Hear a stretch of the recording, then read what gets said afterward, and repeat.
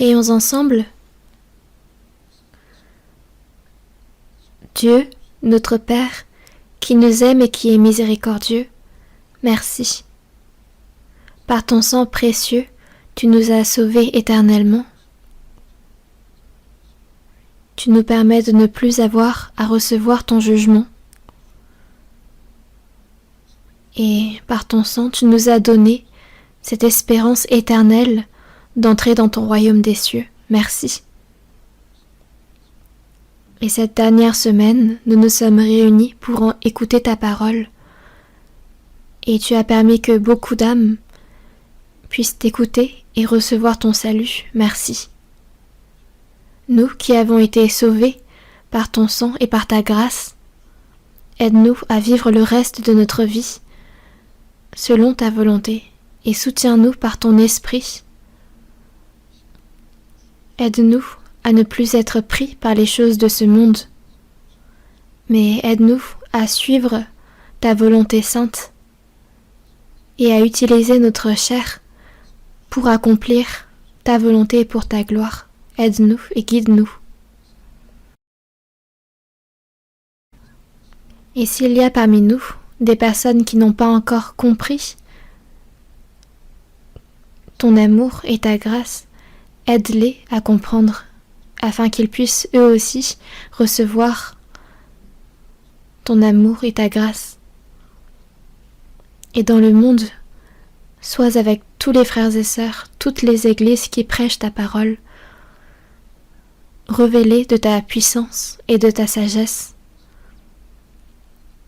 afin qu'ils puissent supporter, en cette fin des temps, ton évangile, et aide à ce que ton évangile soit prêché davantage dans ce monde. Prends soin de tous ceux qui sont dans la maladie, tous ceux qui sont dans la faiblesse, soutiens-les et fortifie-les, afin que le reste de leur vie, il n'ait rien qui manque. Et en ton temps, tu nous donnes la parole et tu nous enseignes la voie que nous devons prendre. Et en cette heure même, enseigne-nous ta volonté et fais-nous comprendre ta parole. Nous avons prié au nom du Seigneur Jésus. Amen. Merci aux frères et sœurs de la chorale. Nous allons chercher ensemble la Bible dans le Nouveau Testament, Marc chapitre 4. L'Évangile selon Marc, chapitre 4. C'est au Nouveau Testament, l'Évangile selon Marc, chapitre 4, à partir du verset 26 jusqu'au verset 29, je vais vous lire. Dans Marc, chapitre 4, du verset 26 jusqu'au verset 29, il dit encore, « Il en est du royaume de Dieu, comme quand un homme jette de la semence en terre. Qu'il dorme ou qu'il veille, nuit et jour, la semence germe et croît sans qu'il sache comment. La terre produit d'elle-même d'abord l'herbe, puis l'épi, puis le grain tout formé dans l'épi. Et dès que le fruit est mûr, on y met la faucille, car la moisson est là. » Jusqu'à là.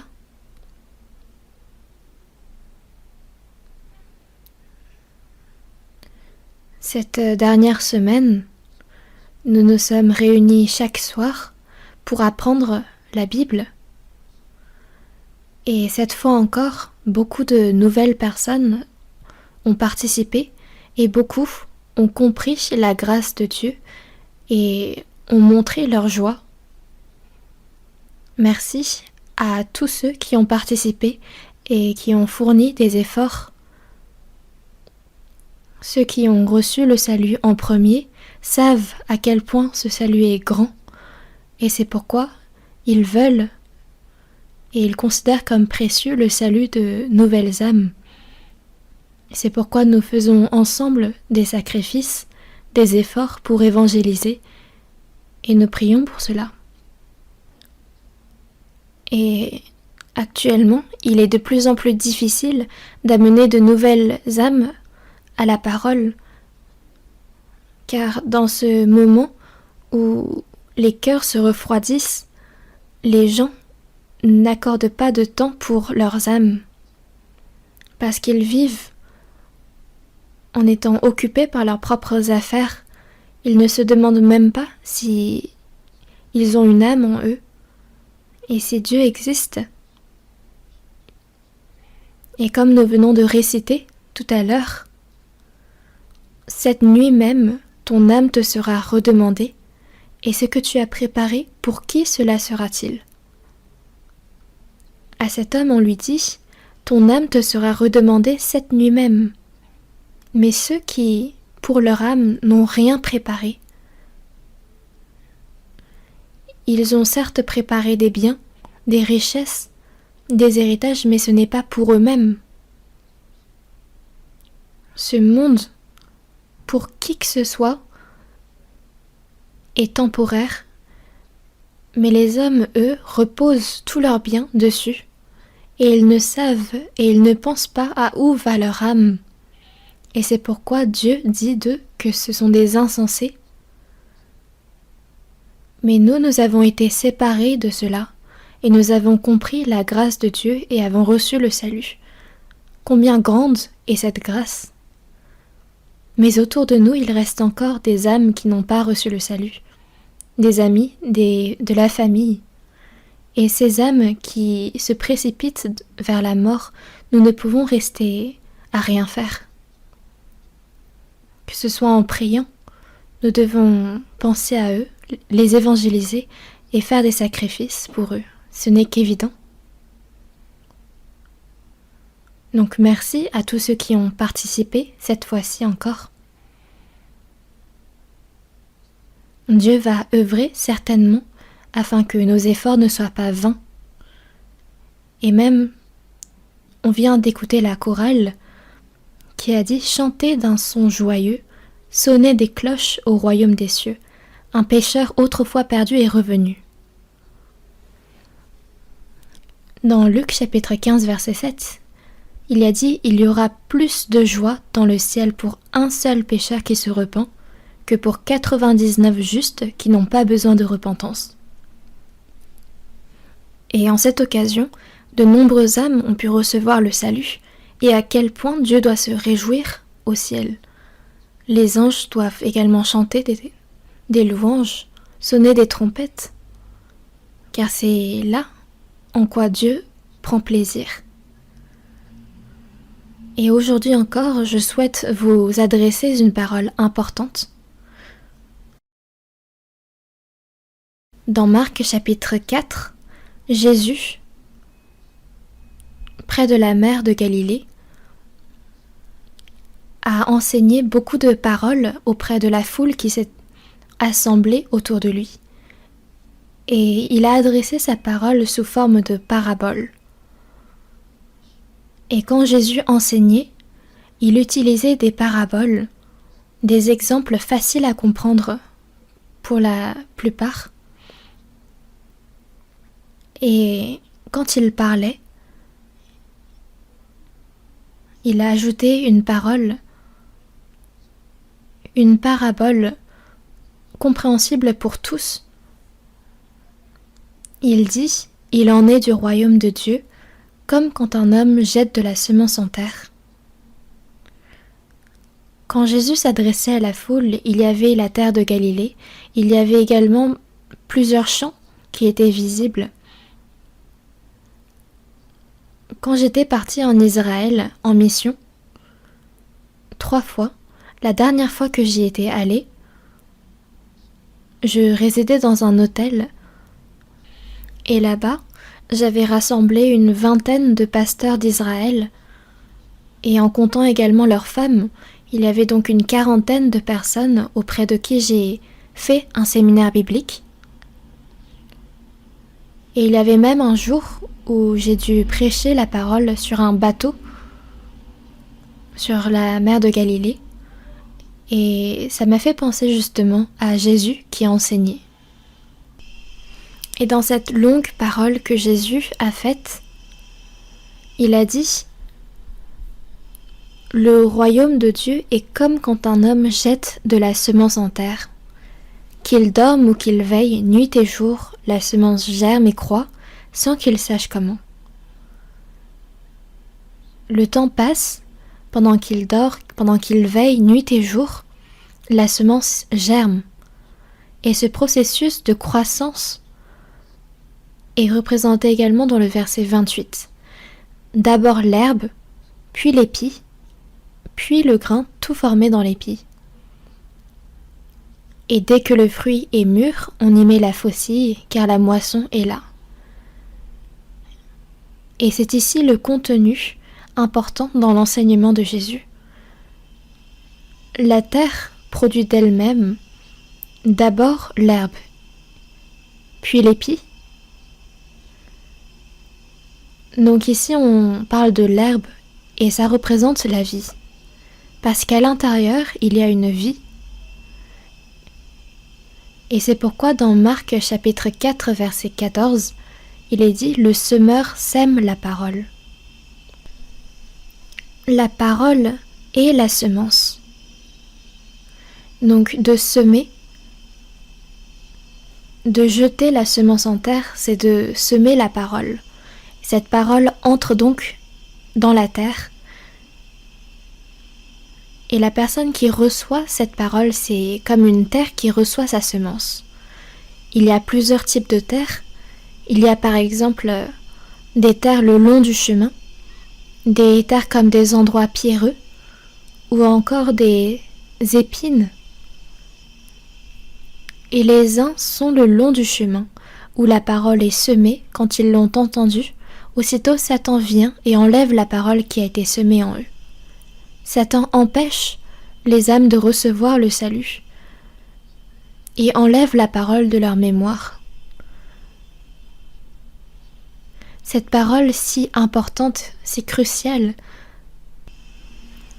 avant même qu'ils comprennent que à l'intérieur est le salut, vont la rejeter et vont l'oublier.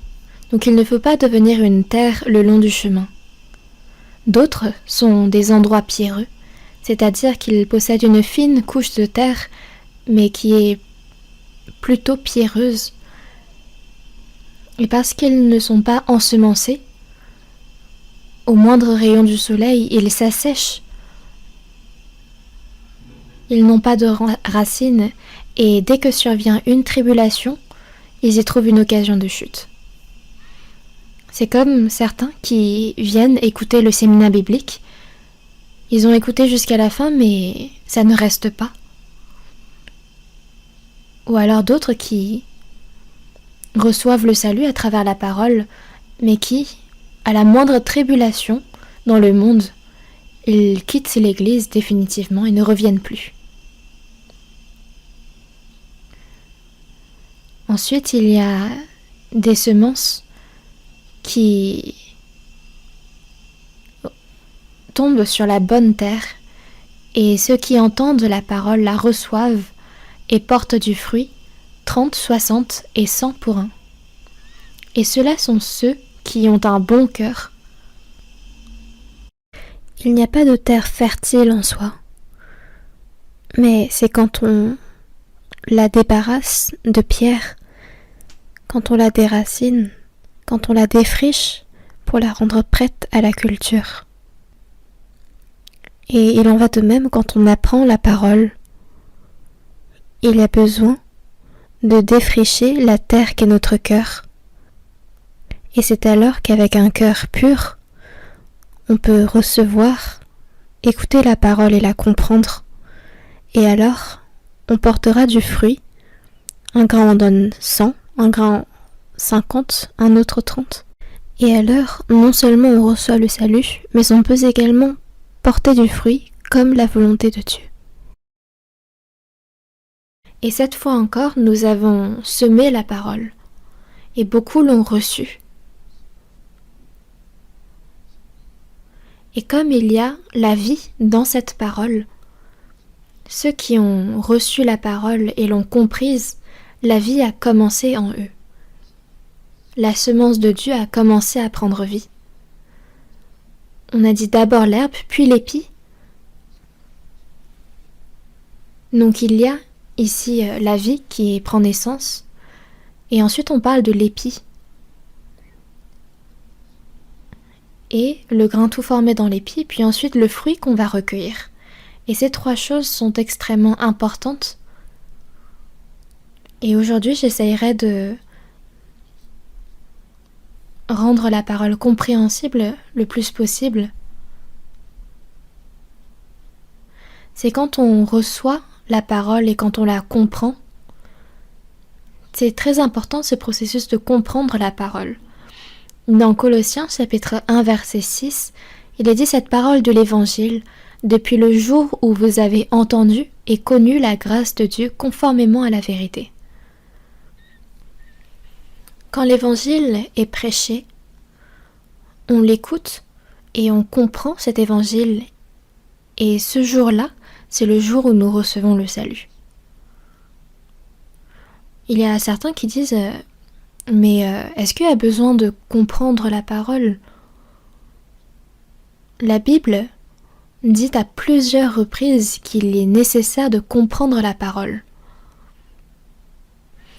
D'autres reçoivent la semence dans la bonne terre, ce sont ceux qui entendent la parole, la reçoivent et portent du fruit. Donc nous avons besoin de comprendre la parole, et celui qui nous permet, c'est le Saint-Esprit.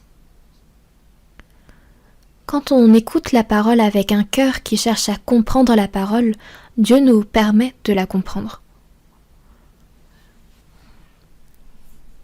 Ça faisait 12 ans que je fréquentais l'église, que j'apprenais la Bible dans l'école de théologie, mais à ce moment-là, je n'avais pas encore reçu le salut. Mais le 30 octobre 1962, à 20h, j'ai compris. Et à ce moment-là, j'ai reçu le salut. Donc il y a un jour où on reçoit l'évangile, où on comprend. Et c'est à partir de ce jour-là que la vie de foi commence. Et dans le passé, quand on voit tous ceux qui ont prêché l'évangile dans le monde, il y a eu tous un jour où ils ont compris. En Angleterre, il y a John Wesley, qui est né dans une famille de pasteurs, dont son grand-père était pasteur, son père était également un pasteur. Ils étaient assez renommés. Toutefois, il n'était pas encore né de nouveau. John Wesley, mais également son petit frère Charles Wesley. Donc ces deux pasteurs ont été envoyés depuis l'Angleterre aux États-Unis pour une mission. Et sur leur chemin, il y a eu une tempête. Et donc le bateau était sur le point de faire naufrage. Donc ils étaient en grand danger. Et Wesley, lui, était un homme qui priait chaque jour dès l'aube. Il lisait la Bible, il évangélisait. C'était vraiment sa vie, son quotidien. Et même dans ce bateau également, sur le chemin, il lisait la Bible, il priait, il prêchait la parole, mais quand le bateau était sur le point de faire naufrage, il a eu peur. Il avait tellement peur qu'il ne savait quoi faire. Mais à ce moment-là, il a entendu quelqu'un louer Dieu. C'était un groupe de personnes qui étaient réellement sauvées, eux, et ils étaient en train de louer Dieu, de chanter des cantiques silencieusement. Et Wesley, lui, ne comprenait pas. Dans cette situation où on était tous sur le point de mourir, et ils n'avaient pas peur. Et il leur a demandé « Mais n'avez-vous pas peur ?» Et eux leur a répondu que s'ils mouraient maintenant, ils verraient le Seigneur. Et John Wesley a été surpris, choqué, car alors qu'il pensait avoir la même foi qu'eux, lui avait eu peur. Donc avec son petit frère, ils étaient assez troublés dans leur cœur. Et une fois arrivés aux États-Unis, Donc les deux frères avaient un problème dans leur cœur. Leur conscience leur disait qu'il y avait un problème dans leur foi.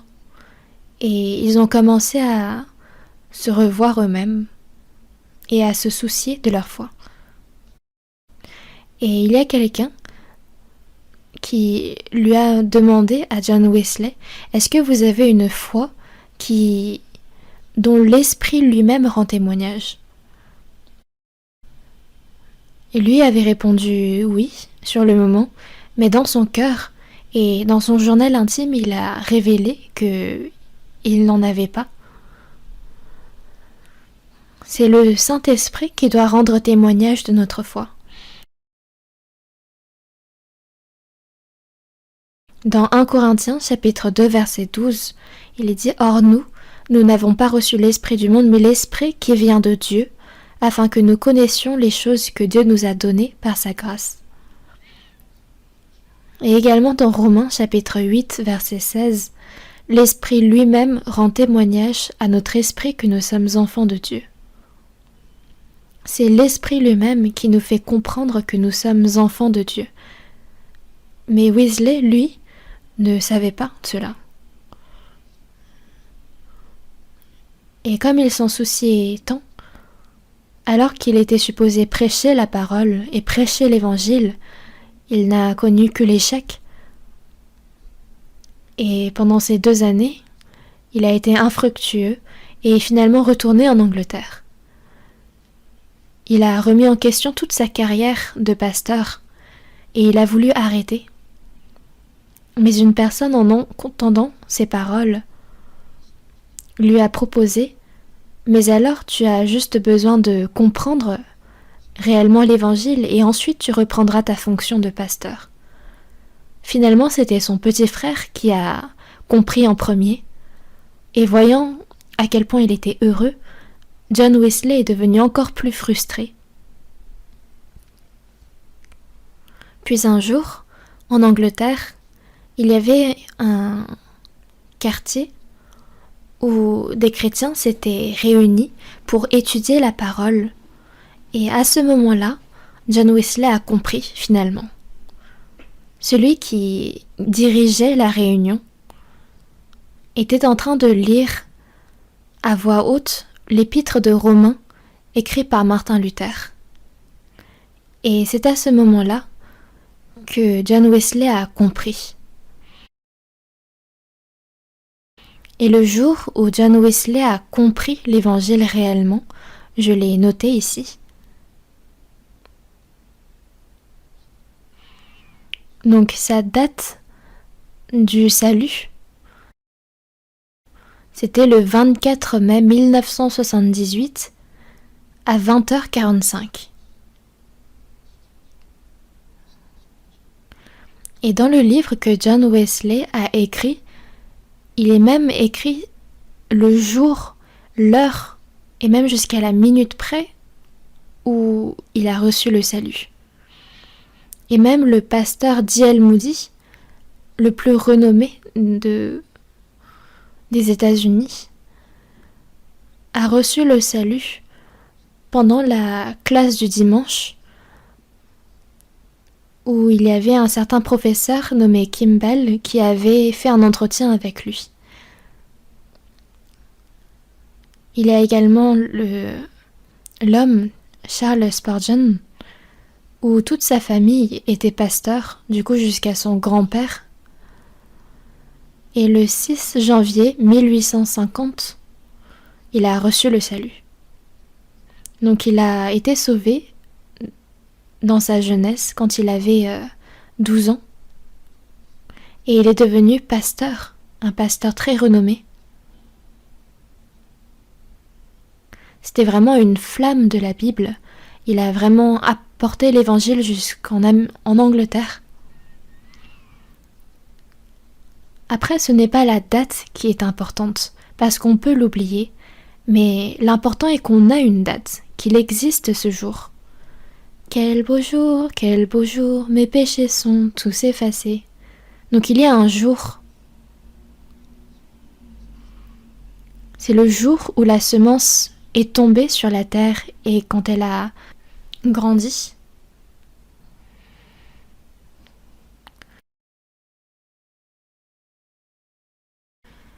Donc il y a ce jour où nous avons écouté l'Évangile et compris. Et ce jour-là, c'est le jour où nous avons reçu le salut.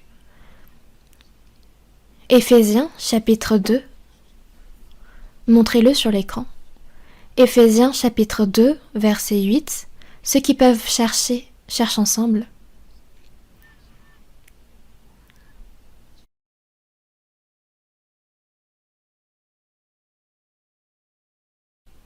Nous allons lire ensemble. Car c'est par la grâce que vous êtes sauvés, par le moyen de la foi. Et cela ne vient pas de vous, c'est le don de Dieu. C'est par la grâce de Dieu que nous avons été sauvés. Et quand nous croyons, quand nous comprenons et que nous croyons, c'est à ce moment-là que nous recevons le salut. Le salut n'est pas compliqué. C'est le jour où nous recevons, quand nous comprenons et que nous croyons en sa grâce, que nous recevons le salut. Un peu comme John Wesley qui a écrit jusqu'à l'heure même où il avait reçu le salut. Et cela ne vient pas de vous, c'est le don de Dieu. C'est un don, un cadeau, et ce n'est pas difficile de le recevoir, il suffit juste de tendre les bras et de le recevoir. Pour nous sauver, Dieu a envoyé son Fils unique sur cette terre. Et ce Fils-là est mort pour nos péchés. Il a versé son sang et il a pardonné toutes nos offenses. Et toutes les œuvres que le Seigneur a accomplies sont une grâce. Et nous, quand nous comprenons cette œuvre, quand en ayant écouté cette parole et quand on y a cru, on a reçu ce don-là. Le salut, on ne le reçoit qu'une seule fois. Donc avoir reçu le salut, c'est au passé, parce qu'on l'a déjà reçu une fois. Il y en a certains parmi nous qui ont reçu le salut hier, certains il y a la semaine dernière, d'autres qui ont reçu le salut il y a 1 an, d'autres il y a 3 ans, pendant une retraite, pendant un séminaire biblique. Ils ont cette assurance du salut. Et ce salut-là, dans 1 Pierre, chapitre 1, verset 8, « Lui que vous aimez sans l'avoir vu, en qui vous croyez sans le voir encore, vous réjouissant d'une joie ineffable et glorieuse, parce que vous obtiendrez le salut de vos âmes pour prix de votre foi. » On se réjouit d'une joie ineffable et glorieuse. À quel point est-on heureux quand on reçoit le salut? Quel beau jour, mes péchés sont tous effacés. C'est une joie ineffable et glorieuse. Dans ce monde, on peut goûter à des choses délicieuses, on peut voir de beaux endroits, on peut porter de beaux habits, mais ce sont des satisfactions charnelles qui disparaissent après un temps. Mais ici, quand on reçoit le salut, c'est une joie ineffable et glorieuse qu'on ressent. Parce qu'on reçoit le salut de nos âmes. C'est un salut pour nos âmes. L'homme a été créé à l'image de Dieu, mais par le péché d'Adam, nous étions tous morts. Donc quand nous sommes nés dans ce monde, notre âme était morte. Et qu'est-ce que cela signifie? C'est que la relation avec Dieu était brisée. Par exemple, quand il y a un fil électrique qui est cassé, qui est coupé, alors il n'y a plus de courant. Et c'est parce qu'il y a l'électricité, le courant qui circule, que on peut allumer les lumières, qu'on peut allumer les ventilateurs. Mais dès que l'électricité est coupée, alors tout s'arrête.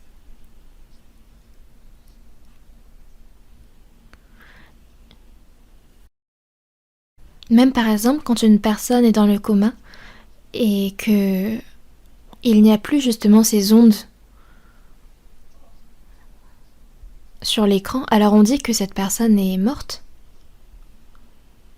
Et c'est la même chose pour l'homme. Nous étions nés morts.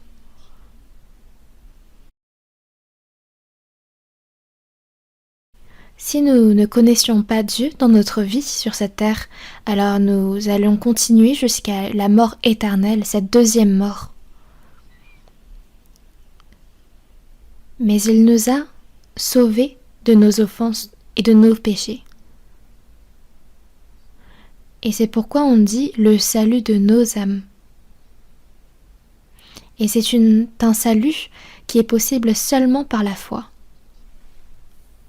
Quand on regarde dans Jacques chapitre 1 verset 18, il est dit « Il nous a engendrés selon sa volonté, par la parole de vérité, afin que nous soyons en quelque sorte les prémices de ses créatures. » Il est dit « Il nous a engendrés ».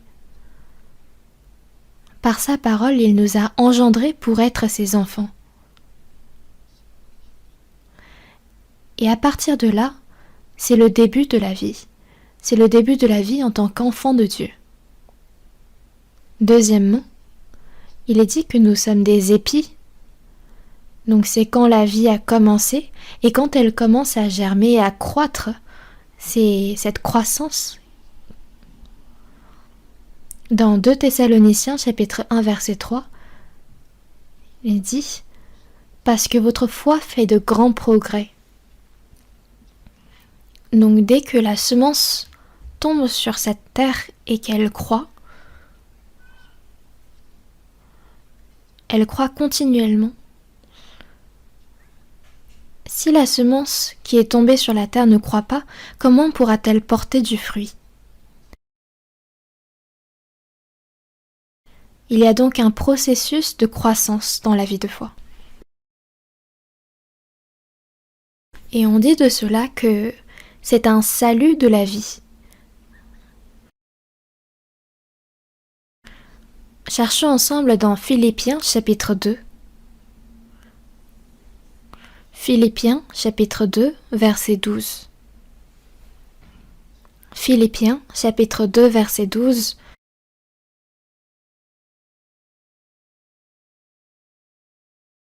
Ce sera aussi affiché à l'écran. Ainsi, mes bien-aimés, comme vous avez toujours obéi, travaillez à votre salut avec crainte et tremblement, non seulement comme en ma présence, mais bien plus encore maintenant que je suis absent. C'est une parole que l'apôtre Paul adresse à l'église de Philippe. L'apôtre Paul était allé à Philippe et il y avait prêché la parole. Beaucoup de personnes ont reçu le salut et ont fini par établir l'église de Philippe. Or, l'apôtre Paul, en attendant, s'est fait prisonnier et il a été déporté à Rome pour être emprisonné là-bas et il y a été placé sous confinement. Et c'est à ce moment-là que l'apôtre Paul a écrit cette lettre aux Philippiens. C'est pourquoi il dit non seulement comme en ma présence, mais bien plus encore maintenant que je suis absent. Donc c'était quand il était éloigné d'eux physiquement, et il leur dit « Travaillez à votre salut avec crainte et tremblement ». Qu'est-ce que cela signifie? Ici on parle d'un salut, mais on ne parle pas du salut éternel qu'on reçoit seulement une fois. On reçoit le salut une fois, et cela nous permet d'entrer dans le royaume des cieux. Et il n'y a en aucun cas un salut qui peut être enlevé ou annulé. Mais ici, il est dit « Travaillez à votre salut avec crainte et tremblement ». Ici, on ne parle pas du salut de l'âme, mais cela signifie aux chrétiens de vivre une vie de foi convenable. Par exemple, on ne dirait pas à quelqu'un qui n'a pas d'argent « Prends soin de ton argent ». C'est à quelqu'un qui en possède de base qu'on lui adresse ce conseil. Donc travaillez à votre salut avec crainte et tremblement. C'est à ceux qui ont reçu le salut qu'on adresse cette parole. Le salut, en soi, est parfait.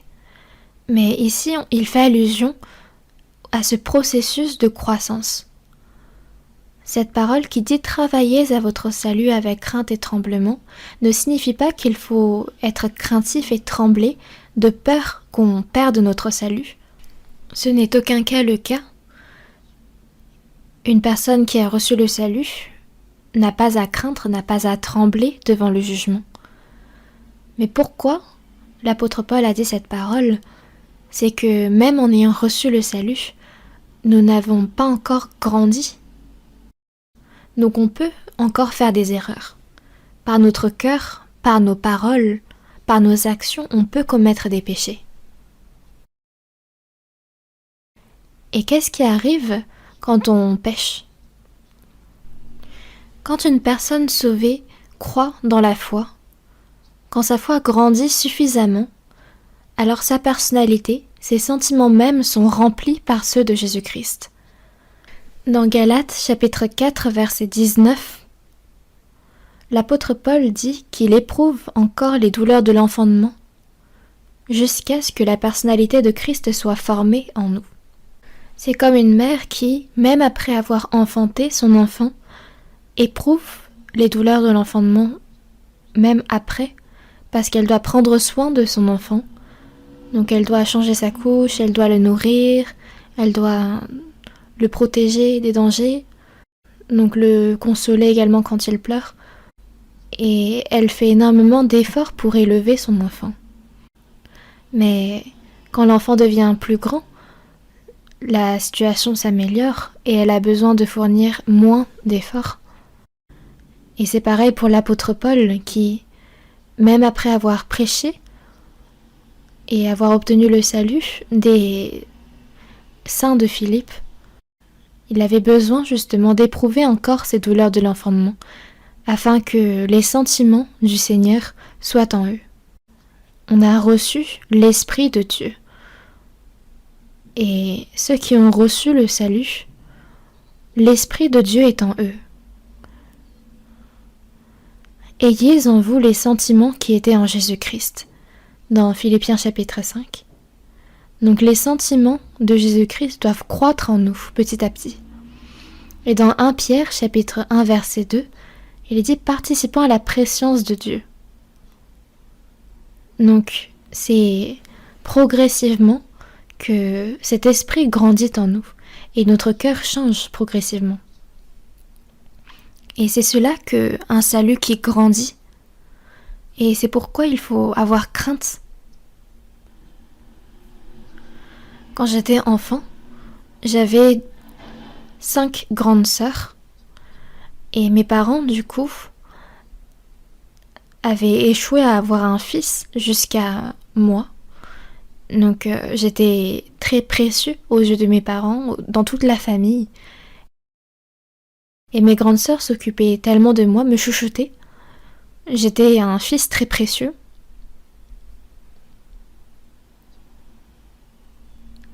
Mais vous savez, ma mère était tellement effrayante. Elle était très sévère. Mais à quel point devait-elle m'aimer pour se conduire ainsi? Quand je faisais des fautes, je n'avais aucun souvenir d'avoir été corrigée, repris par mon père. Mais ma mère, elle, me reprenait avec la verge. Et à chaque fois que je me comportais mal, son regard se portait sur la verge pour me frapper. Mais elle ne me frappait pas tout de suite. Mais cela s'accumulait petit à petit. Et elle se souvenait de chacune des fautes que j'avais faites jusqu'à un certain point où elle me reprenait. Et elle me disait « ça c'est pour avoir fait ça, ça c'est pour avoir fait ci ». Elle avait un très bon souvenir de toutes les mauvaises choses que j'avais faites. Dieu est un Dieu d'amour. Et dans Proverbes chapitre 13, il est marqué « Mais celui qui l'aime cherche à le corriger ». celui qui ménage sa verge et son fils. Si tu le frappes de la verge, il ne mourra point. Mais après, il ne faut pas non plus qu'on frappe jusqu'à voir s'il meurt ou pas. Mais il faut attribuer un juste châtiment à ses enfants. Et c'est pourquoi dans Hébreux chapitre 12 verset 6, il est dit car le Seigneur châtie celui qu'il aime et il frappe de la verge tous ceux qu'il reconnaît pour ses fils. Mais si vous êtes exempts du châtiment, vous êtes donc des enfants illégitimes et non des fils. Pourquoi est-ce qu'on frapperait le fils d'un autre? Mais c'est son propre fils qu'on châtie. Dieu laisse ceux qui, dans ce monde, n'ont pas reçu le salut, parce que, dans tous les cas, quand ils vont mourir, ils vont aller en enfer. Mais c'est ceux qu'il considère comme ses fils, comme ses enfants, qu'il ne laisse pas tranquilles. C'est parce que c'est ses enfants et parce qu'il les aime. Donc, si on est exempt du châtiment, on est des enfants illégitimes. Il y a une sœur qui disait « Moi, quand je fais mal, Dieu ne me châtie pas. Donc peut-être que je suis un Benjamin de la famille. » Il n'y a pas de Benjamin en Christ, en fait. C'est soit on est fils héritier, ou soit on est des enfants illégitimes. Et les enfants illégitimes, Dieu ne les frappe pas. C'est pourquoi nous devons avoir crainte. Si on commet des mensonges, si on cache nos iniquités, si on trompe notre prochain, alors il y aura forcément le châtiment qui suivra. Dieu ne laisse pas ces choses passer et il nous domine attentivement. C'est pourquoi il est dit « Travaillez à votre salut avec crainte et tremblement ». C'est cela que le salut de notre personnalité. Et il faut qu'on vive notre vie de foi en tant que chrétien. Dans 1 Pierre chapitre 2 verset 2, il y a une parole qui dit, affichez aussi le verset sur l'écran et on va chercher ensemble. 1 Pierre chapitre 2 verset 2. Lisons ensemble. Désirez comme des enfants nouveau-nés le lait spirituel et pur, afin que par lui vous croissiez pour le salut. Comme des enfants nouveau-nés. Les enfants nouveau-nés, est-ce qu'ils cherchent le tabac? Est-ce qu'ils cherchent l'alcool? Non, ils ne cherchent rien. Ils ne cherchent que le lait. Comme des nouveau-nés qui cherchent le lait. Comme des nouveau-nés, le lait spirituel et pur, il faut le désirer. Et qu'est-ce que ce lait spirituel et pur? C'est la parole. Une personne qui n'est pas sauvée est à un tel point la parole. Et ceux qui fréquentent l'église sans être sauvés pour autant se disent dans leur cœur, bon, lisons la Bible, et ils ouvrent la première page et ils s'endorment tout simplement. Il y a même certains qui disent que quand ils n'ont pas sommeil, ils lisent la Bible et c'est comme un somnifère. Même moi, avant de recevoir le salut, je me résolvais à lire en entier la Bible à chaque début d'année. Donc je commençais à partir de Matthieu, chapitre 1, verset 1. Et donc ça commence ainsi. Généalogie de Jésus-Christ, fils de David, fils d'Abraham. Abraham engendra Isaac, Isaac engendra Jacob, Jacob engendra Judas et ses frères. Judas engendra de Tamar, Pharès et Zara, Pharès engendra Esrom, Esrom engendra Aram, Aram engendra Aminadab, Aminadab engendra Naasson, Naasson engendra Salmon, Salmon engendra Boaz de Rahab, Boaz engendra Obed de Ruth, Obed engendra Isaïe, Isaïe engendra David, le roi David engendra Salomon de la femme d'Uri. Donc c'est toujours engendra. Et j'avais même pas encore fini de lire le chapitre 1 de Matthieu et je le fermais. Et il y avait une personne qui, en lisant ce passage, disait « mais c'est un livre de généalogie tout simplement ». Et donc il sautait justement le chapitre 1, mais quand on saute, du moment où on se met à sauter des chapitres, on n'arrive pas à aller loin. Mais quand on reçoit le salut, après, la lecture de la Bible devient passionnante. On a envie d'écouter toujours plus la parole, de lire toujours plus. Le temps passe trop vite. Et dans Psaume, David disait que tes paroles sont douces à mon palais, plus que le miel à ma bouche. Comme des enfants nouveau-nés qui désirent le lait maternel. À quel point nous, on désire le lait spirituel et pur qu'est la parole après notre salut. Travaillez à votre salut avec crainte et tremblement. Ici, le salut dont on parle, c'est un salut qui grandit. C'est en une seule fois que nous avons reçu le salut. Mais la question de croître, c'est comme dans Philippiens chapitre 2 verset 12, travaillez à votre salut avec crainte et tremblement. Donc depuis le jour où nous avons reçu le salut, jusqu'au jour où le Seigneur revient sur cette terre, on doit travailler à notre salut continuellement. Comme les enfants nouveau-nés qui se nourrissent du lait. Il grandit, puis ensuite il change sa nourriture avec des aliments plus consistants. C'est quand il était encore bébé, il ne sait pas encore manger de la nourriture solide, mais c'est petit à petit, donc quand il prend de l'âge, qu'il peut se nourrir et diversifier son alimentation. Une personne qui reçoit le salut a du mal encore à écouter la parole sur un long moment et a du mal à recevoir trop de paroles en même temps. Parce que Jésus est mort sur la croix pour mes péchés, alors mon temps, mon cœur, mes biens, toute ma vie, il faut pouvoir vivre et même mourir pour le Seigneur. C'est la vie du chrétien. L'obéissance et le sacrifice. Mais une personne qui a été sauvée récemment ne peut supporter une parole trop dure et ne peut prendre de nourriture solide. Et dans 1 Corinthiens chapitre 3 verset 1, l'apôtre Paul dit des saints de Corinthe que ce sont des enfants en Christ qui ne se nourrissent que de lait et non pas de nourriture solide. Des enfants en Christ, des personnes encore livrées dans leur chair. Des hommes qui sont encore trop dans leur chair. Mais il faut qu'on grandisse, qu'on commence à distinguer quelle est la volonté du Seigneur et commencer à vivre avec assurance pour le Seigneur.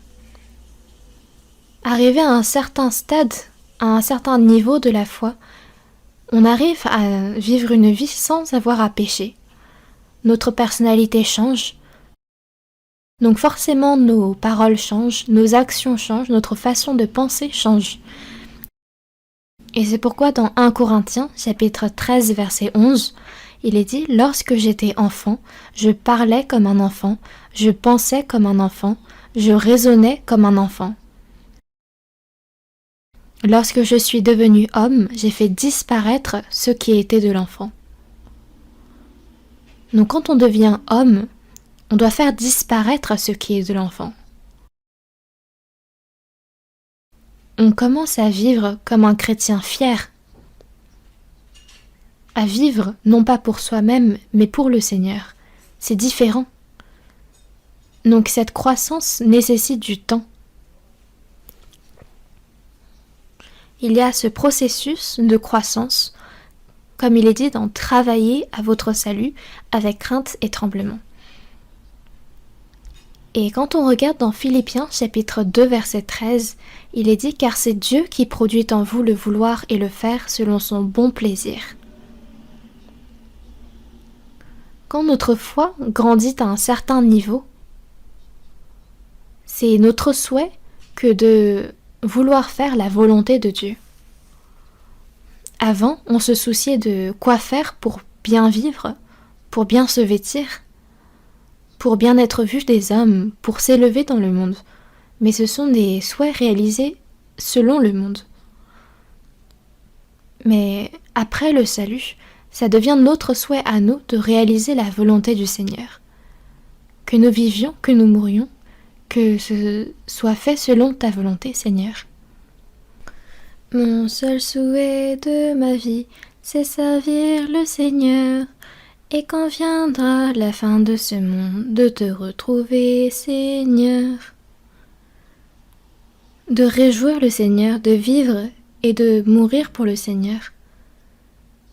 C'est pour cette gloire, pour cette espérance que nous vivons.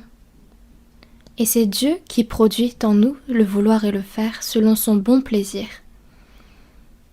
Quand notre foi grandit jusqu'à un certain niveau, ça devient notre souhait à nous de réjouir Dieu. Et personne ne nous y force.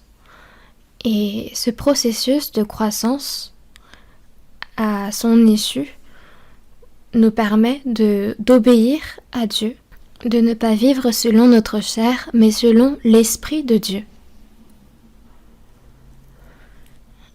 Nous allons chercher ensemble 1 Pierre, chapitre 4, verset 2.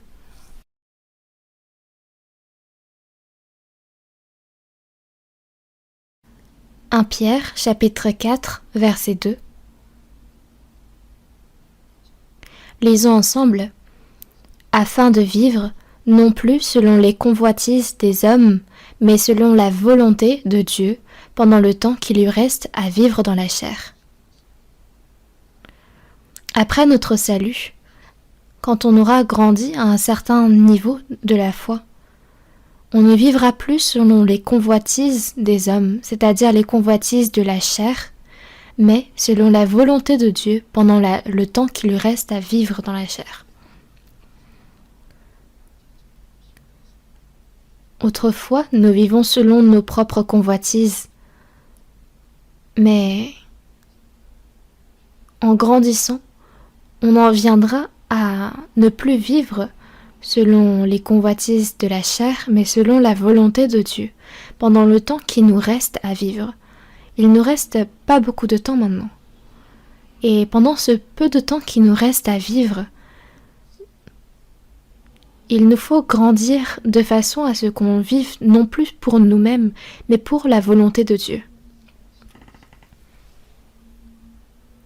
Et encore, quand la foi grandit, le fruit devient mûr. On a dit d'abord l'herbe, puis l'épi, puis le grain tout formé dans l'épi. Et quand le fruit devient mûr, on le recueille. Voyons ensemble Philippiens chapitre 3. Philippiens chapitre 3, verset 20. Philippiens chapitre 3, verset 20.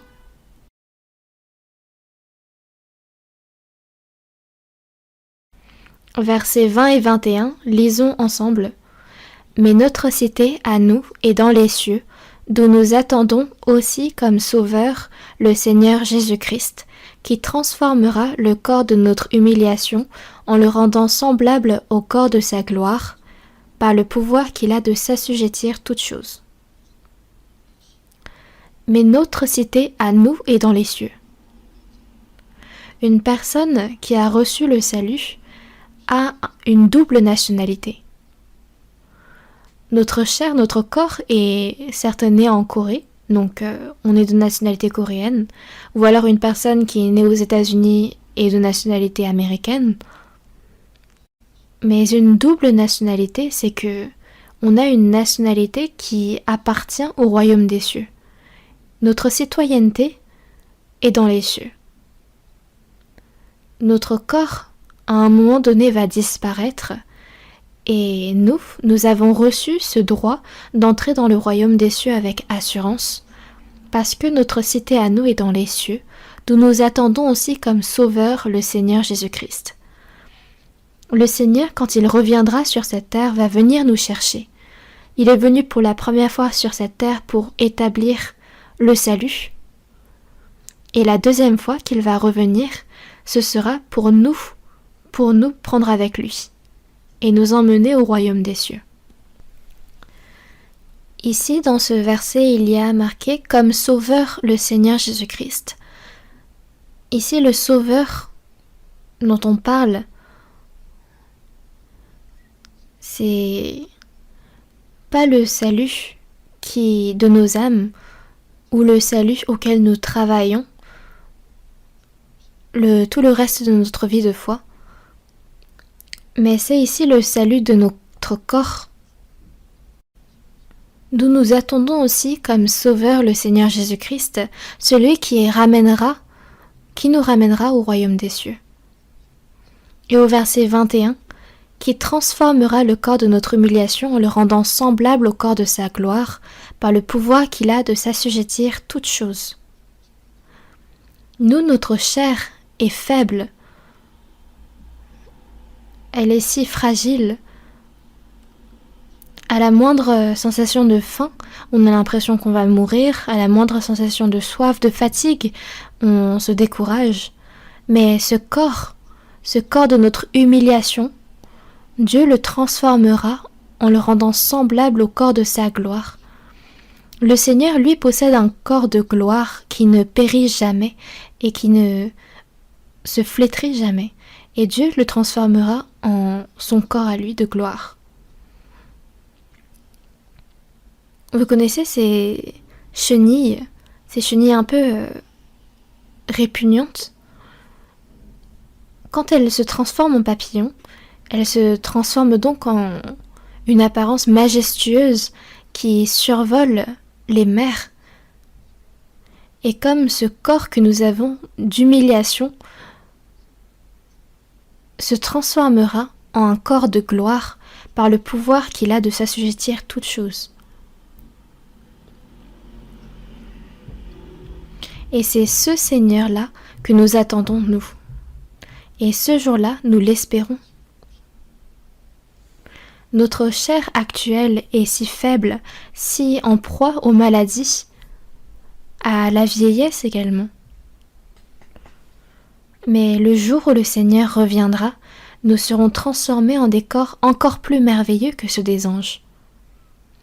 Les anges n'ont pas le même droit que nous. Ce ne sont pas des enfants de Dieu, ce sont ses serviteurs. Et le Seigneur n'est pas mort pour les anges. Et si les anges se corrompent une fois, il n'y a rien qui puisse les sauver. Les anges ont été créés pour servir Dieu et pour nous servir nous. La position que les anges convoitent, que Satan a convoité, Dieu le réserve pour nous. Adam avait échoué à l'épreuve, à la tentation, mais Jésus, lui, a réussi. Dans le jardin d'Éden, Adam avait succombé à la tentation du diable et il a mangé de l'arbre de la connaissance du bien et du mal. Mais Christ, lui, par sa mort, a sauvé toutes nos âmes. Et à nous qui sommes sauvés, Dieu nous tend lui-même cet arbre de la vie qui a été privé à Adam. C'est celui qui croit qui a la vie éternelle, mais Satan, lui, empêche les âmes de recevoir le salut. Il leur permet de fréquenter l'Église, mais il ne leur permet pas de recevoir le salut. Et nous, qui avons reçu le salut, nous avons triomphé de la tentation du diable. Et Dieu s'efforce constamment, avec zèle, pour le salut des âmes. Nous sommes alors devenus enfants de Dieu et nous sommes l'épouse de Christ. Si l'empereur est assis sur son trône, qui peut s'asseoir à sa droite? Ses servants ne peuvent jamais. Ils ont beau être occupés des positions importantes, ils ne peuvent pas s'asseoir devant l'empereur. Mais c'est son épouse qui peut s'asseoir à côté de lui.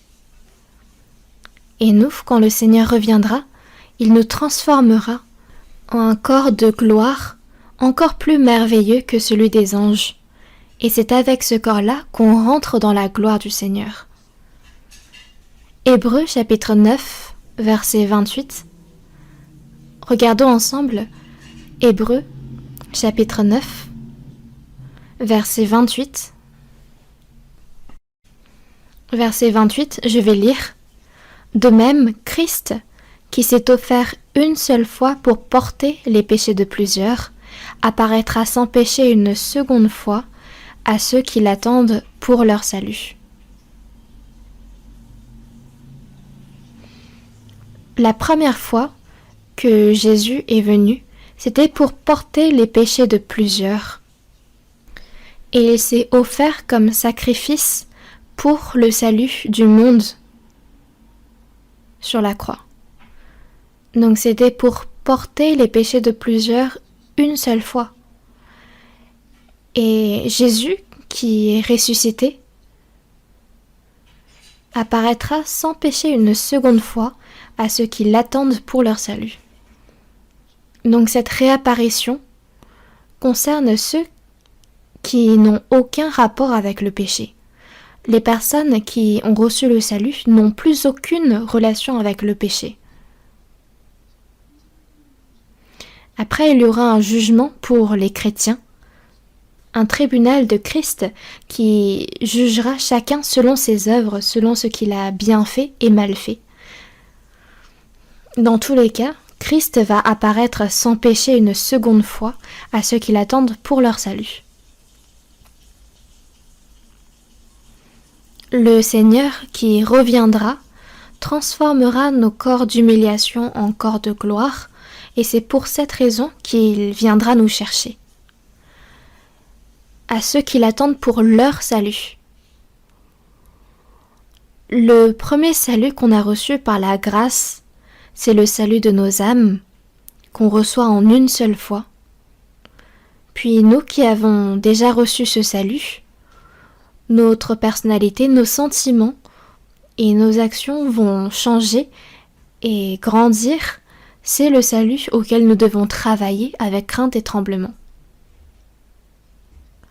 Et ensuite, quand le Seigneur revient, il y aura le salut de nos corps en une seule fois également. C'est pourquoi cherchons ensemble dans Romains chapitre 8. Romains chapitre 8.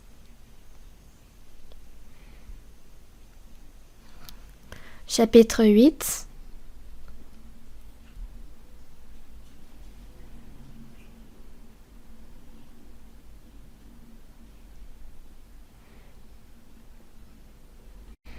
Verset 23. Voyons ensemble le verset 23. Et ce n'est pas elle seulement, mais nous aussi, qui avons les prémices de l'Esprit, nous aussi nous soupirons en nous-mêmes, en attendant l'adoption, la rédemption de notre corps. Nous aussi, qui avons reçu le salut, à chaque occasion, nous essayons de pécher. Parfois nous oublions la grâce de Dieu. Parfois nous avons envie de vivre comme bon nous semble. Parce que la chair est si faible, nous souffrons. Mais nous qui avons les prémices de l'Esprit, nous aussi nous soupirons en nous-mêmes. Et nous attendons l'adoption, la rédemption de notre corps. Comme la chenille qui se transforme en papillon et qui s'envole, notre corps d'humiliation doit être transformé en un corps de gloire. Et nous attendons ce moment. Nous soupirons en attendant. Et la venue du Seigneur va se faire en un instant. Ça peut très bien se passer aujourd'hui. Et le Seigneur, quand il va revenir, notre corps va être transformé en un instant. Donc pour mettre en ordre ce que je viens de vous dire, par la grâce de Dieu, nous avons reçu le salut. Mais quel est le salut que nous avons reçu ? C'est un point sur lequel nous devons réfléchir. Il y a le salut de l'âme. Et dans ce salut-là, il y a 7 points importants. Nous avons reçu un salut et c'est comme un kit, un set de cadeaux avec plusieurs éléments à l'intérieur. Et c'est pourquoi il faut décortiquer un peu la chose. La première chose dans le salut, c'est que notre âme qui est morte par nos offenses et nos péchés a été redonnée vie. Dans Éphésiens chapitre 1 verset 7, il est dit « En lui, nous avons quoi? Selon la richesse de sa grâce, c'est en lui nous avons la rédemption par son sang, la rémission des péchés selon la richesse de sa grâce. Donc ce que nous avons reçu en premier, c'est la rédemption, la rémission des péchés. Donc même si on ne connaît rien d'autre quand nous recevons le salut, il y a une seule chose que l'on connaît, c'est nos péchés ont été effacés, pardonnés. Le Seigneur, le Fils unique Jésus-Christ, est mort sur la croix, il a versé son sang, et par ce sang précieux, il a effacé pour toujours mes péchés. Et c'est de croire en ce fait, par son sang, la rédemption par son sang. La rédemption, cela signifie que le sang a payé le prix à la place de mes péchés. Est-ce que vous avez tous reçu la rédemption, la rémission des péchés? C'est ce point-là sur lequel nous devons être certains.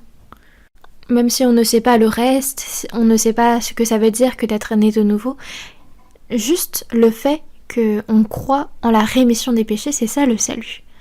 Même moi, j'ai compris qu'est-ce que c'était que d'être né de nouveau après. Et c'est quand je comprends la rémission des péchés,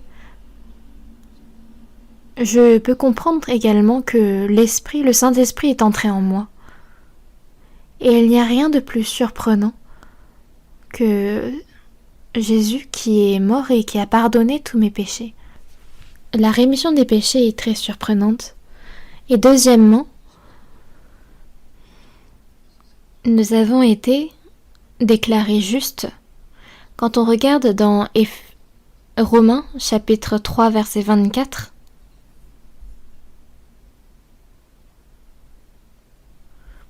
Romains chapitre 3 verset 24, et ils sont gratuitement justifiés par sa grâce. Ils sont gratuitement quoi? Ils sont gratuitement justifiés par sa grâce. C'est par la grâce de Dieu que nous avons été gratuitement justifiés. Avoir reçu la rédemption, la rémission des péchés, et être gratuitement justifié, c'est légèrement différent.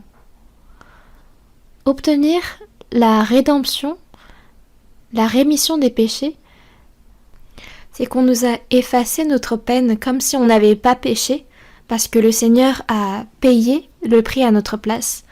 Mais être gratuitement justifié par la grâce, être justifié, c'est qu'on nous considère comme justes, comme si on avait fait quelque chose de bien.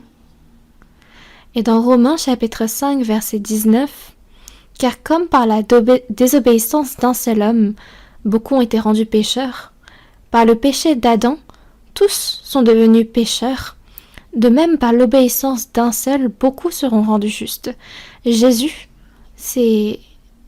a obéi, il s'est soumis jusqu'à la croix, jusqu'à la mort, pour nous.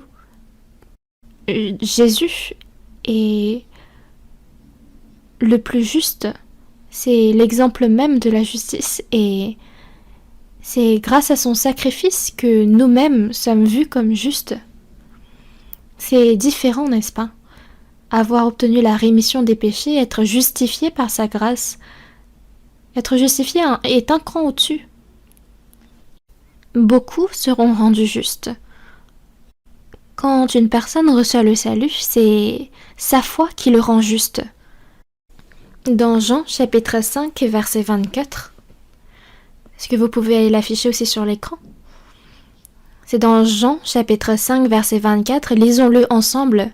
« En vérité, je vous le dis, celui qui écoute ma parole et qui croit à celui qui m'a envoyé, a la vie éternelle, et ne vient point en jugement, mais il est passé de la mort à la vie. » La foi vient du fait qu'on écoute la parole. Et la parole vient de Dieu. Et quiconque croit à celui qui m'a envoyé a la vie éternelle et ne vient point en jugement. Il y a une personne qui dit mais c'est quelle arrogance de dire qu'on a la vie éternelle. Et à cette personne, je lui ai lu ce verset et je lui ai lu tels que « En vérité, je vous le dis, celui qui écoute ma parole et qui croit à celui qui m'a envoyé, a ou peut-être n'a pas la vie éternelle, et peut-être ne viendrait point de son jugement, mais il serait peut-être passé de la mort à la vie. » Est-ce que c'est ainsi que le verset dit? Non, c'est que la personne qui croit à celui qui a envoyé Jésus a la vie éternelle et ne vient point en jugement, mais il est passé de la mort à la vie. Il y avait une fois, j'avais pris le train pour aller à Mokpo.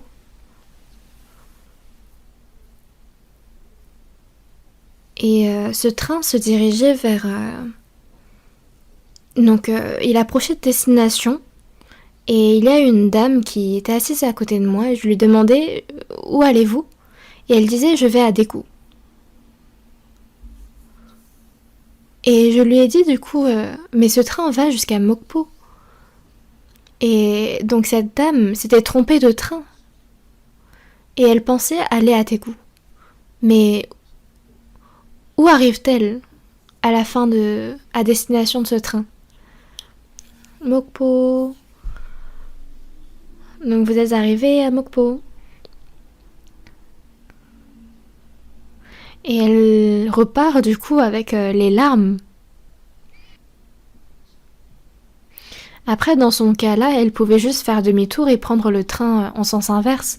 Mais une personne qui se dirige en enfer, une fois qu'elle arrive en enfer, elle ne peut plus faire demi-tour.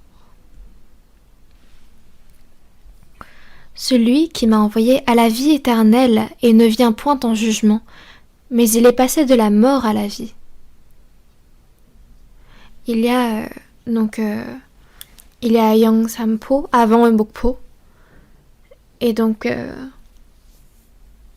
le temps que la femme se rende compte qu'elle s'est trompée de train, elle peut toujours faire demi-tour.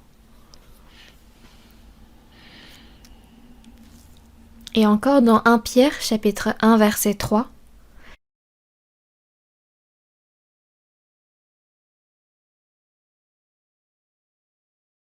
Béni soit Dieu, le Père de notre Seigneur Jésus-Christ, qui, selon sa grande miséricorde, nous a régénérés pour une espérance vivante par la résurrection de Jésus-Christ d'entre les morts.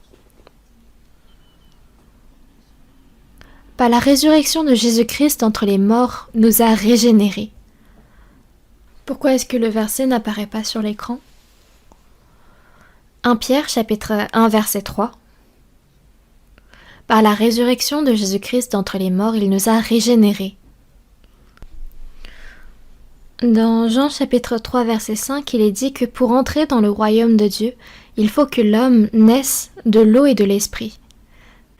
En fait, c'est Jésus qui doit mourir,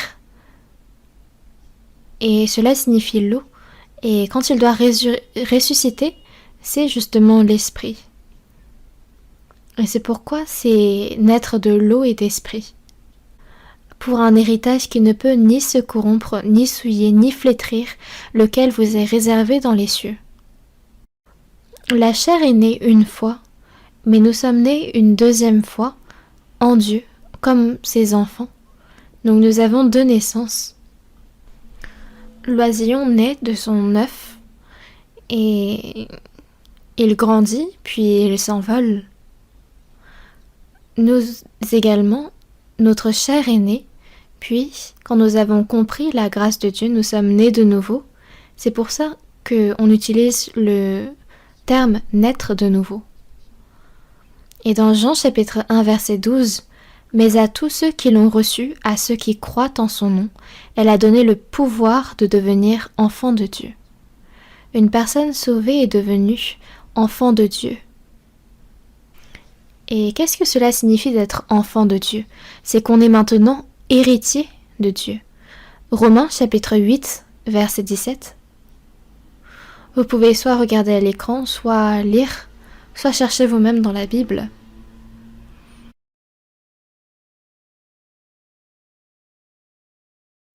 Or, si nous sommes enfants, nous sommes aussi héritiers. Héritiers de Dieu et co-héritiers de Christ.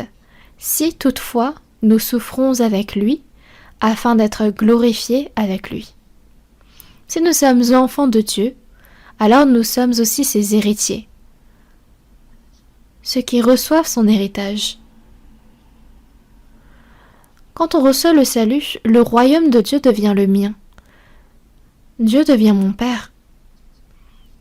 Que nous soyons laids ou beaux, le royaume du Père est également mon royaume. Parce que nous sommes héritiers, héritiers de Dieu et co-héritiers de Christ. C'est-à-dire que nous héritons du royaume de Dieu avec Christ et nous sommes glorifiés avec lui. Les anges ne peuvent y entrer. C'est vraiment un privilège. Nous sommes héritiers de Dieu afin d'être glorifiés avec lui. Si toutefois nous souffrons avec lui, c'est pourquoi sur cette terre nous souffrons. Même Christ a souffert en premier avant d'entrer dans le royaume de Dieu. La souffrance est une promesse de la gloire à venir, c'est pourquoi nous n'avons pas besoin d'être découragés. Nous sommes héritiers de Dieu et nous avons également reçu le Saint-Esprit. C'est un contenu très important. Dans Galates chapitre 3 verset 2, Galates chapitre 3 verset 2, voici seulement ce que je veux apprendre de vous. Est-ce par les œuvres de la loi que vous avez reçu l'Esprit ou par la prédication de la foi? Voici seulement ce que je veux apprendre de vous. Est-ce par les œuvres de la loi que vous avez reçu l'Esprit ou par la prédication de la foi? Nous avons reçu l'Esprit quand nous avons écouté et reçu la parole, quand nous y avons cru. Avoir reçu le salut, c'est avoir reçu la rémission des péchés, avoir reçu la vie éternelle, être né de nouveau, être enfant de Dieu et être ses héritiers, et avoir reçu le Saint-Esprit. C'est ce que nous devons connaître. Quand j'avais reçu le salut, j'ignorais que j'avais reçu en moi le Saint-Esprit. Un jeune enfant, lui, ignore qu'il a en lui des reins, qu'il a en lui un rein, un estomac. Mais même s'il ne le sait pas, ces choses-là existent dans son corps. Mais plus tard, quand il apprendra toutes ces choses, il se rendra compte de l'existence de ces organes. De la même façon, nous, quand nous recevons le salut, nous devons comprendre que le Saint-Esprit est en nous, l'Esprit de Dieu. L'Esprit de Dieu, le Saint-Esprit, c'est la même chose, l'Esprit de Christ également. Et cet Esprit-là réside en moi. L'Esprit Saint est ici, Alléluia, il est avec nous. Je me réjouis jour et nuit, marchant sur cette voie étroite, car l'Esprit du Seigneur est en moi. Et c'est extrêmement important de savoir que le Saint-Esprit est en moi. L'Esprit de Dieu est en moi, je l'ai reçu. Cherchons ensemble 1 Corinthiens chapitre 6 verset 19. 1 Corinthiens chapitre 6 verset 19. 1 Corinthiens chapitre 6 verset 19. Ne savez-vous pas que votre corps est le temple du Saint-Esprit qui est en vous et que vous avez reçu de Dieu et que vous ne vous appartenez point à vous-même? Votre corps. Ici, c'est l'apôtre Paul qui s'adresse aux Corinthiens. Ne savez-vous pas que votre corps est le temple du Saint-Esprit qui est en vous, que vous avez reçu de Dieu? Nous, notre corps, bien sûr que nous l'avons reçu de la part de nos parents qui nous ont enfantés. Dans Psaume chapitre 139, verset 13, il est dit « C'est toi qui as formé mes reins, qui m'as tissé dans le sein de ma mère. » Je suis une créature si merveilleuse. Savez-vous que notre cœur bat plus de 100 000 fois par jour? Et ce corps-là, c'est Dieu qui a formé. Et quand nous recevons le salut, Dieu nous confie ce corps. Et il dit, ne savez-vous pas que votre corps est le temple du Saint-Esprit qui est en vous, que vous avez reçu de Dieu? Le corps avec lequel nous sommes nés est devenu le temple du Saint-Esprit. Car vous avez été rachetés à un grand prix. Glorifiez donc Dieu dans votre corps et dans votre esprit qui appartiennent à Dieu. Le sang et l'eau, quand Jésus mourut au calvaire, il les versa pour sauver mon corps et mon âme, pour l'éternité par sa grâce. Dieu m'a donné ce corps, et Jésus par son sang m'a racheté. Le Saint-Esprit réside dans mon corps, donc en ce corps, il y a l'Esprit du Père, l'Esprit du Fils et l'Esprit Saint qui résident en moi. Il ne faut pas donc le négliger. Ne savez-vous pas que votre corps est le temple du Saint-Esprit qui est en vous? Mon corps est le temple du Saint-Esprit. Autrefois, Dieu avait dit qu'il résidait dans le temple de Jérusalem. Mais cela n'a pas été pour longtemps, car le temple a pris feu et il a été brisé. Jésus avait dit, « Détruisez ce temple et en 3 jours je le relèverai. » Et les Juifs doutaient de cette parole. Ils disaient, « En 3 jours, toi tu le relèverais ?» Mais ils ignoraient que Jésus parlait du temple de son corps. Du fait que Jésus mourrait sur la croix et que 3 jours plus tard il ressusciterait. Et parce que l'Esprit de Christ est entré en nous, notre corps est devenu son temple. Même si on n'arrive pas à bien comprendre ce fait, il existe et il demeure bel et bien en moi, et c'est un fait extrêmement important. Dans Romains chapitre 8 verset 9, « Si quelqu'un n'a pas l'Esprit de Christ, il ne lui appartient pas. » L'Esprit de Christ, c'est le Saint-Esprit. Et celui qui n'a pas l'Esprit de Christ ne lui appartient pas. Beaucoup de personnes se méprennent en appelant chrétiens ceux qui vont à l'église, mais il ne faut pas user de ce nom n'importe comment. Un chrétien est celui qui porte en lui Christ. C'est celui qui a son esprit en lui. Dans Galates chapitre 2 verset 20, il est dit « J'ai été crucifié avec Christ, et si je vis, ce n'est plus moi qui vis, c'est Christ qui vit en moi. » Mon corps a été crucifié avec Christ, et maintenant c'est le Saint-Esprit qui réside en moi, en ce corps. Et c'est Christ qui vit en moi. Si je vis maintenant dans la chair, je vis dans la foi au Fils de Dieu, qui m'a aimé et qui s'est livré lui-même pour moi. Christ qui m'a sauvé est mon Seigneur, et c'est lui qui vit en moi, et c'est lui qui est le Seigneur de ma vie. Il faut que nous le sachions. Même ce corps que j'ai, je ne peux le traiter n'importe comment. Et dans l'église de Corinthe, il y avait un homme qui péchait avec son corps, qui commettait l'adultère et l'impudicité, et l'apôtre Paul s'est écrié en lui disant « Ne savez-vous pas que votre corps est le temple du Saint-Esprit qui est en vous? » Comment osez-vous traiter votre corps de cette façon? Alors que c'est le corps dans lequel réside le Saint-Esprit, l'Esprit de Dieu, continuerais-tu à pécher? Il les a réprimandés sévèrement. Dans 1 Corinthiens chapitre 6 verset 17, « Mais celui qui s'attache au Seigneur est avec lui un seul esprit. » Après notre salut, nous sommes attachés au Seigneur. Rien ni personne ne peut nous séparer. Et en moi, il y a l'Esprit du Seigneur. Et c'est très important de le savoir.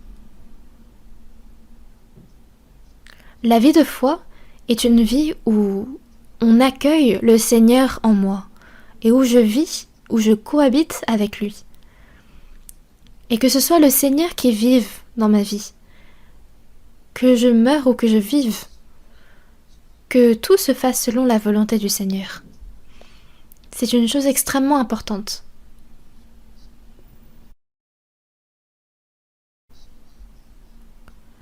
Le Saint-Esprit règne dans mon cœur, et c'est lui qui règne également sur ma vie.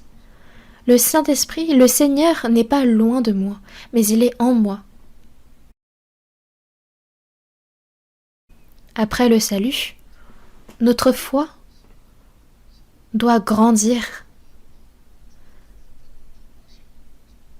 Et cela reflète la place, la position que les sentiments du Seigneur, que son corps et son esprit, que son cœur et son esprit se développent en moi.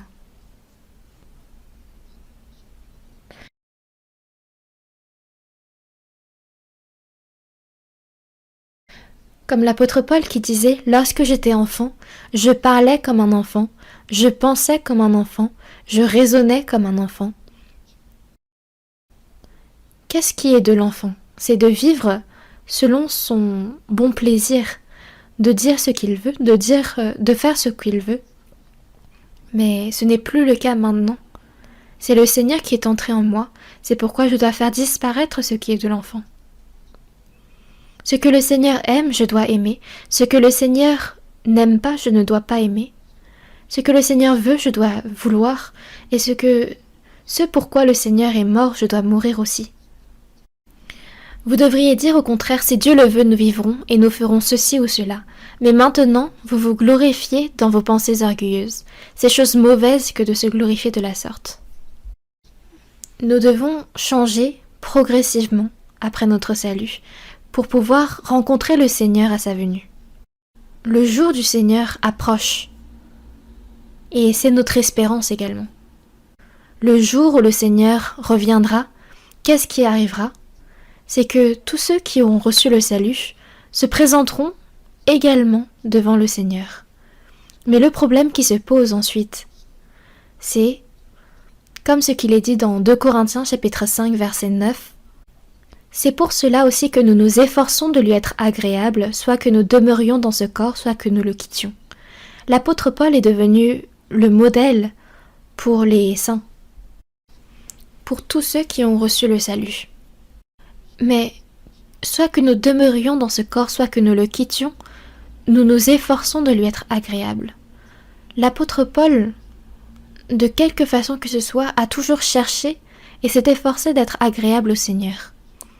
Si c'est la volonté du Seigneur de mourir, alors de mourir.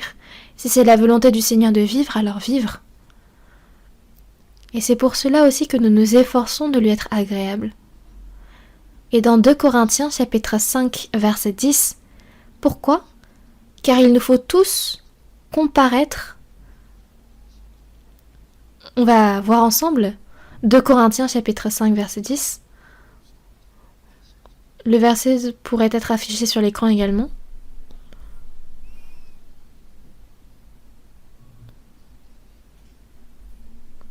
Oui, le verset a été affiché sur l'écran. Mais est-ce que c'est bien 2 Corinthiens chapitre 5 verset 10 ? Alors lisons-le ensemble.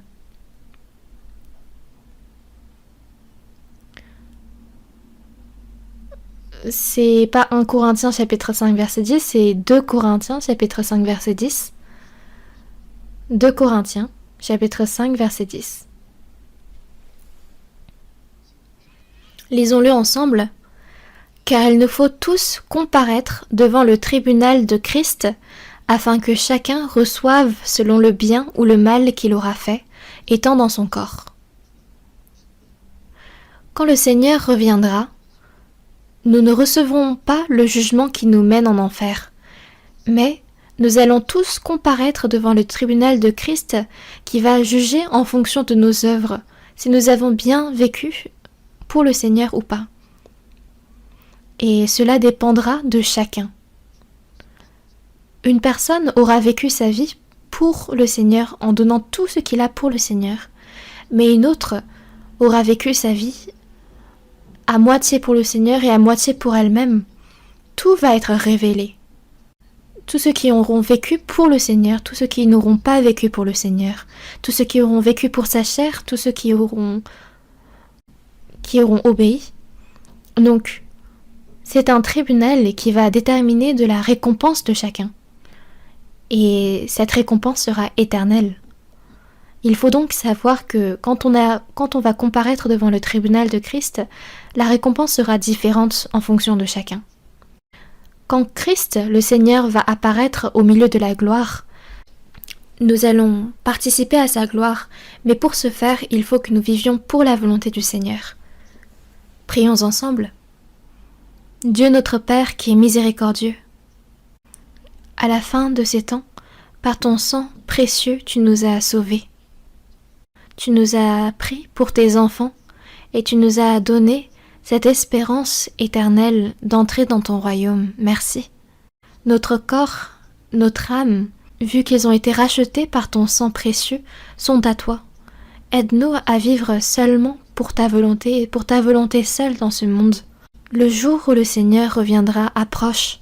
Aide-nous afin que nous puissions devenir des personnes qui reçoivent tes compliments et ta récompense éternelle. Nous avons prié au nom du Seigneur Jésus. Amen.